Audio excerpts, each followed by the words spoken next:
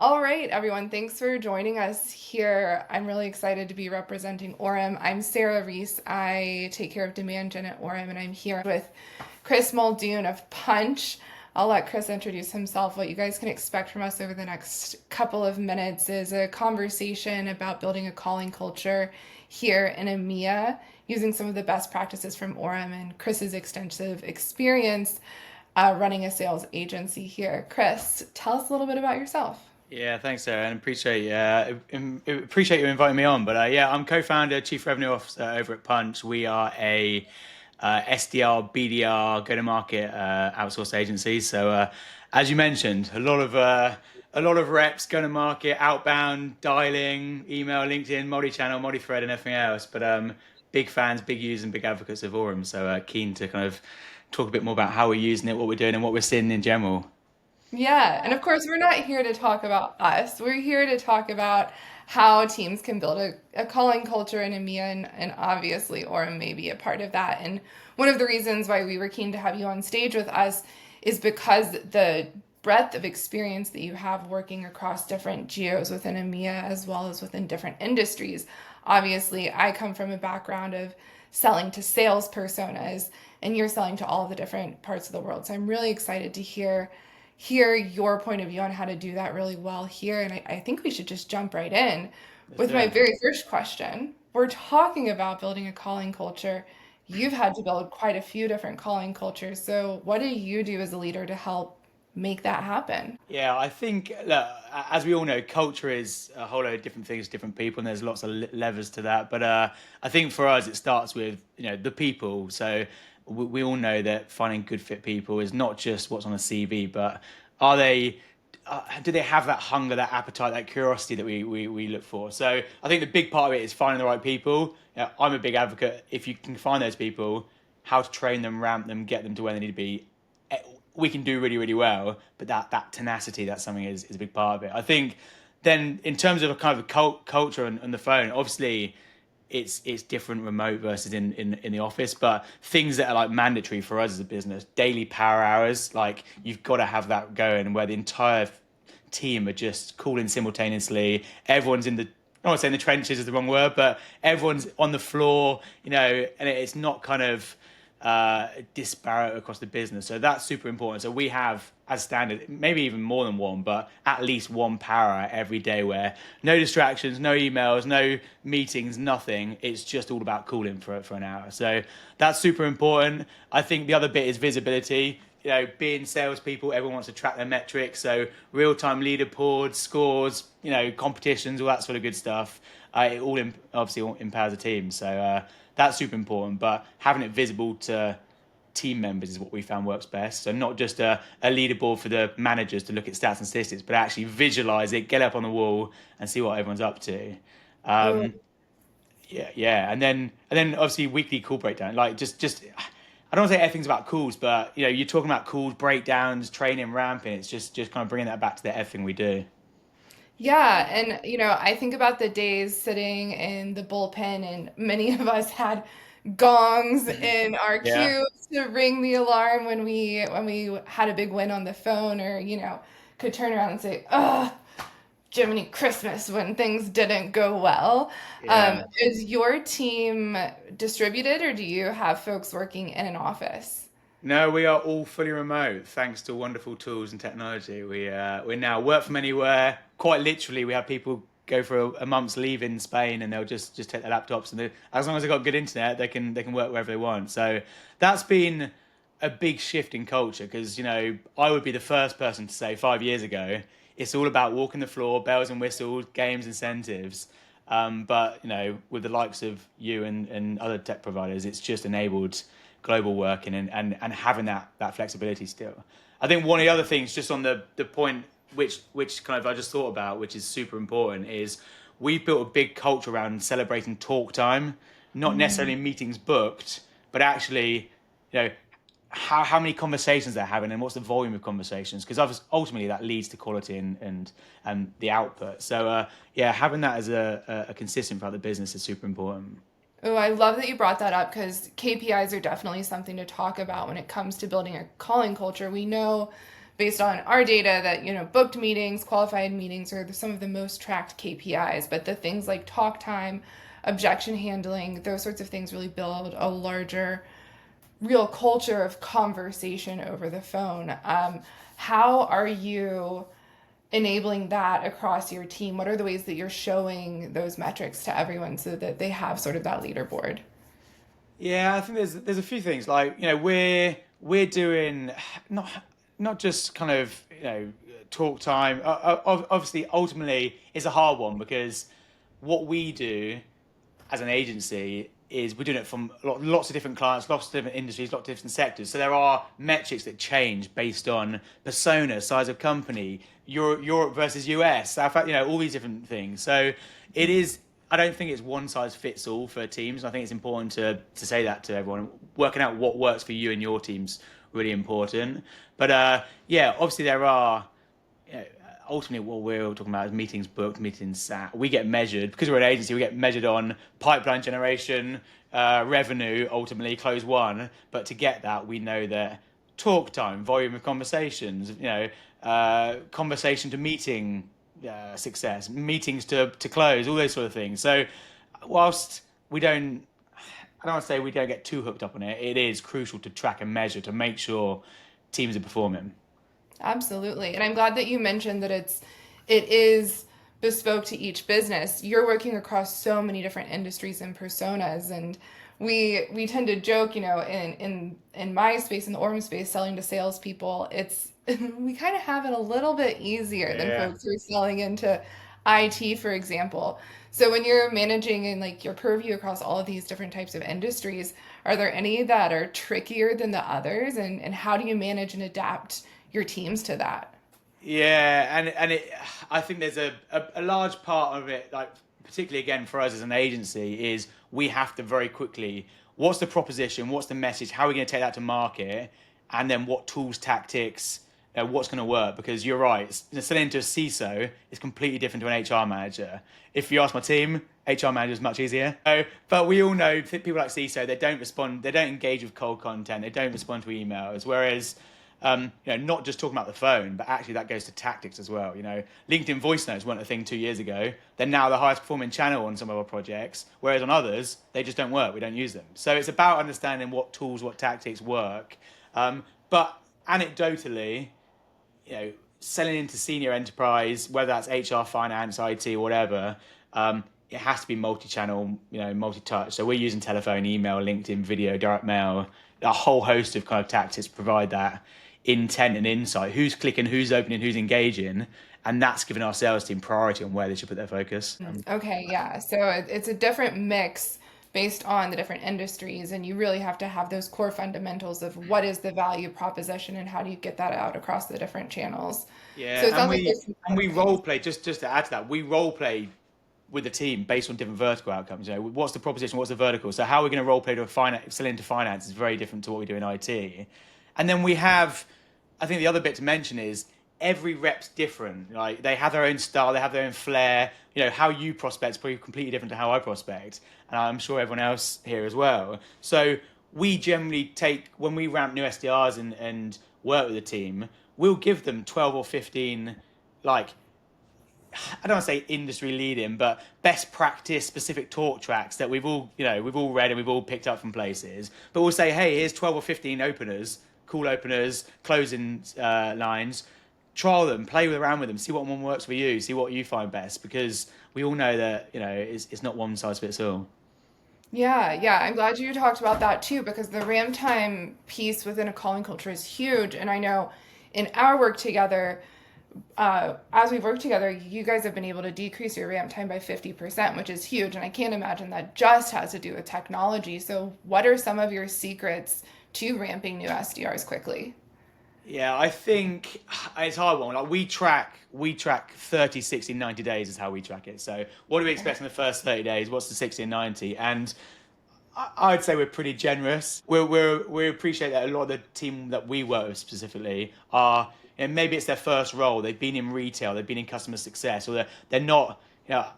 It's still one of my bugbears in life that no, school, and they don't teach sales, or no one ever goes, I want to be a salesperson when I grow up. It just doesn't happen. So quite often in the team that we come across, they've got something about them, they're hungry for it, they're motivated, but they've never done sales before, they've never done anything. So making sure that it is around training, coaching, they've got clear metrics of what does good look like in the first 30 days. We don't expect 15 appointments per month. That's not realistic. Maybe when you're ramped and you're a good rep in certain industries, but for month one, we expect you to get your first two or three. And then that goes up to 5 or 6 in month two. And then actually, by 90 days, we do think most reps, if they're good and they get it, they should be, I don't say at peak capacity, but they should be able to get consistent then at that point from kind of 90 days onwards. But yeah, really, like I said, it's role playing, specific objections around verticals and personas and types of companies. I think one of the I know we're not talking about Orum, but using the local presence feature, which is one of the things you guys do really well, increases conversations in region, which means they're having more conversations and more opportunities to play and get it right or fail. So I think one of the things that's allowed us with tools like Parallel and Multi, ultimately more conversations, which means there's more opportunities that you use to get to mess up or get it right. Are you guys dabbling in the AI role play at all, or are you working with each other and then just getting them out Yeah, into the we're not. Look, we're not yet. We will, and I'm sure as things evolve and more things get baked into it, purely because we built out a big training culture internally. So all of our reps and our managers are ex SDRs, they're now team leaders and things. So they kind of know what they're listening for, what they're looking for, and they are the best. They've been there, done that, and seen it, so they can kind of help overcome those objections and everything else. So at the moment, we're doing more with human to human versus using AI. But I've seen some of them; they look pretty cool. How do you structure the human to human training? Like, take me through your first 2 weeks as a new SDR at your company. Yeah, so and actually not just the first 2 weeks. Every SDR, every rep, even if you've been with us for 5 years, 6 years, everyone gets two one-to-one dedicated coaching training sessions.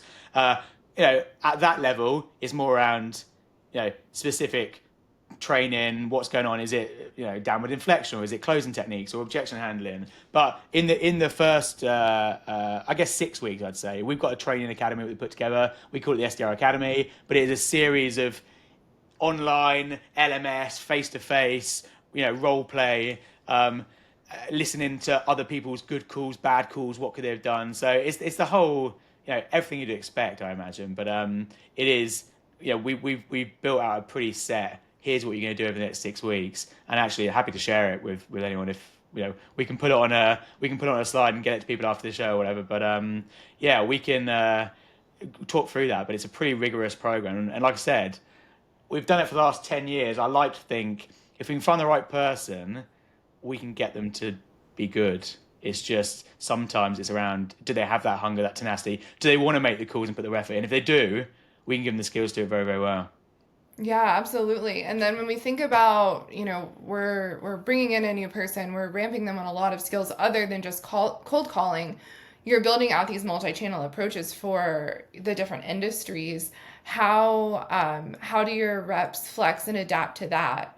Is it something that the managers are creating, or do you have an enablement group that's helping them figure out how to inject calling into all of the other channels? Yeah, we have. We're lucky enough that we've got a strategy team and a go-to-market team and a RevOps team. So they are quite often building the strategy, building the playbooks, building the messaging, trying it, getting it ramped and worked, and then they hand it over to the team to deliver once it's flexed. But the team do know how to get the best out of, hey, this opener doesn't work, this hook's not quite resonating, the geography is not quite right, or the seniority of the job title. So our role as an agency is very quickly in those first 30 days, where we're seeing success, what's working, what's not, and doubling down. And I think this is an ongoing debate, if I'm honest, with the rise of technology and automation and AI, how much should a rep be doing versus, I guess, leveraging what's out there. So we're lucky enough, my stance on it, and I'll probably get shot for saying this,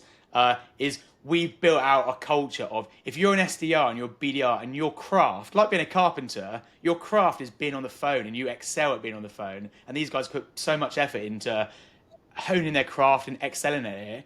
why bog them down with saying, hey, you have to do LinkedIn today, you have to do emails today, you have to start writing content? That's not what you're good at. And B, that's not where you're most valuable. You're most valuable being on the phones, having conversations, overcoming objections, selling the proposition. So we're lucky enough that we've got a team there. We've got great digital experts, not, RevOps teams who are good at multi-channel, telephone, email, like LinkedIn, email, voice note, direct mail, creating great compelling messages. So we've built out our team there. They obviously talk to each other, they're integrated, but actually our reps aren't going, oh, I made 40 calls today because I was busy doing a little bit of research, busy doing a little bit of LinkedIn messages. But I know on the flip side, some of the best AEs and BDRs I worked with over the years are the ones that are just on it from a let's go and read the 10K, what's going on in the annual reports, let me take that information and run with it. So yeah, I know it won't be for everyone, but that's how we've built it. Yeah, and it's I feel like I could have a whole separate conversation about all of the support that goes into enabling the sellers to just do what they're great at. And it's curious to me like how you manage flexing. I sit in my role, I sit more in the space of I'm building out the multi-channel sequences and I'm enabling the sellers on it. And when I think about freeing them up to if they're just a caller, they just call. I'm like, how do we manage and optimize across that? So it sounds like you have a pretty strong system there to Yeah. And I think if we hadn't seen such strong results, we wouldn't do it that way. Like the reality is, whilst we all talk about selling to enterprise, senior stakeholders, it has to be multi-channel, multiple outreach, multi-tactic. The reality is, 80% of our meetings, if not more, across all sectors, all industries, all type of companies, are coming over the phone. So it's then hard to say why are we putting so much effort in email when it's no one's clicking, no one's engaging, no one's doing anything. So we built the team that way because it is still the number one performing channel, and it has been for the last 5 years. But yeah. hey, cold calling's dead. So dead, so dead. I guess my last question, I'm just being conscientious of time.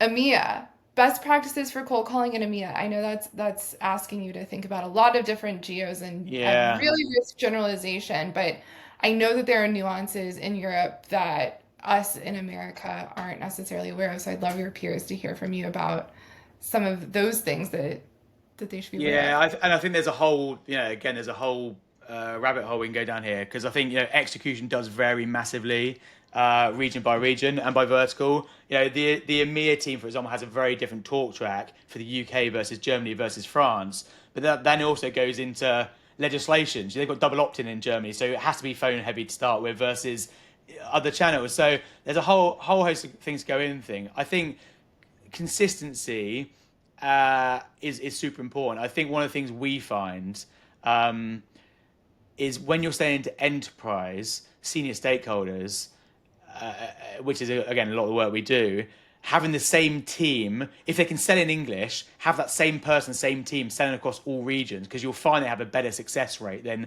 diluting the team saying, hey, let's do 6 days in France, let's do a mini campaign in Germany, let's do a mini. If you can get the same team that can just do all of it, they will inevitably become more consistent, better with the proposition, better with the messaging, and we find that has more success. But obviously, if we're doing a campaign for French retailers, small SMEs, it has to be localized language, it has to be in market. They just won't respond. Particularly the French are pretty uppity around like, I'm not talking to you unless you speak my language. I remember that from the digital marketing days when I would localize. France always had to be Yeah. localized in the specific dialects. Germany liked their work in German too, but always wanted to converse in English.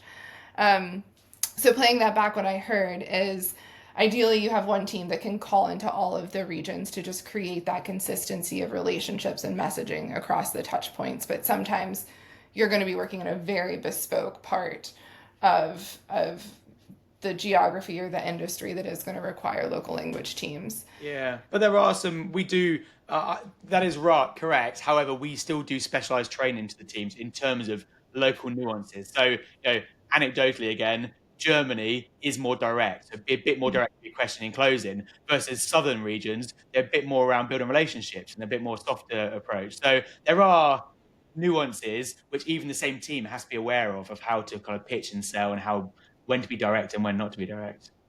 And did you learn those nuances just from your experience working in this market? Yeah, kind of a lot of no's, a lot of hung up on them, I think. Which yeah, just from doing it time and time again, like unfortunately, like most people. Yeah, we brought in for our tool, we have local language processing, and we brought in linguists from multiple parts of the world to help train on the different ways that people answer the phone in different languages. So I was wondering if you had any No, this specific is just more training. our on the job learnings, and we've taken those, and obviously with experience over the years, just kind of made playbooks around those. I think the other thing that's super important, which you guys will resonate with, is we found is a given now. It has to be localized presented numbers. So if you're calling into France, you have to be calling from a French mobile number or French number, same as Germany, because it just doesn't work calling from the UK or US or wherever into those regions. So yeah, we know nowadays it's super easy with tools like yours, but it's a kind of a fundamental. Yeah, it's one of those things that might be easy to overlook, but is a must do. Well, Chris, thank you so much for your time with me today. This has been really informative and interesting. I feel like we've just scratched the surface of all the nuance of building a calling culture in EMEA. So, where can people find you after this? On LinkedIn, Chris Muldoon. Yeah, feel free to connect. And any questions, happy to share any playbooks or advice.